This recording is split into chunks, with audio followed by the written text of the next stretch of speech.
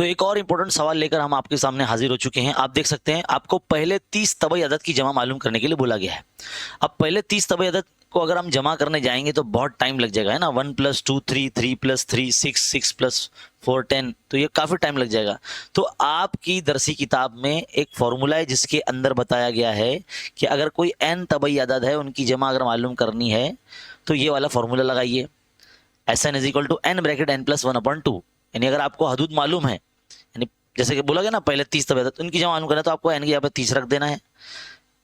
आपकी दरसी किताब के पेज नंबर 70 पर जो है ये इन्फॉर्मेशन दी गई है। अब आप क्या करेंगे, 2 से तकसीम कर देंगे 30 को, तो कितना आ जाएगा 15, यानी 30 का आधा कर दिया हमने, और ये हो जाएगा 31। ज़रब करो 15 से 31 को, तो 15 का 15, 15 का 15 5 और हासिल का 1, 15 3 45 46, यानी 465। कौन सा ऑप्शन है भाई? ऑप्शन बी आपका सही जवाब है। तो इस तरीके से आपको क्या करना है, फॉर्मूले जो है याद रखना है ताकि आप जल्दी जल्दी हल कर सको। ये बड़े बड़े कॉम्पिटिटिव इम्तिहान में भी जो पूछा जाता है, तो तबई अदद की जमा के लिए ये फॉर्मूला, और अगर आपको जुफ्त अदद की जमा मालूम करने के लिए बोला है तो ये वाला फॉर्मूला, अगर आपको जो है ताक अदद की जमा मालूम करने के लिए बोला जाएगा तो ये वाला फॉर्मूला आप इस्तेमाल करेंगे। ठीक है, तो मुझे उम्मीद है कि ये वीडियो आपको बहुत हेल्पफुल लगा होगा। इसे लाइक कीजिए, अपने फ्रेंड सर्कल में शेयर कीजिए। देखते रहिए इसी तरह से हमारे चैनल पर शॉर्ट वीडियो जिससे आपका कॉन्सेप्ट क्लियर हो। Thank you.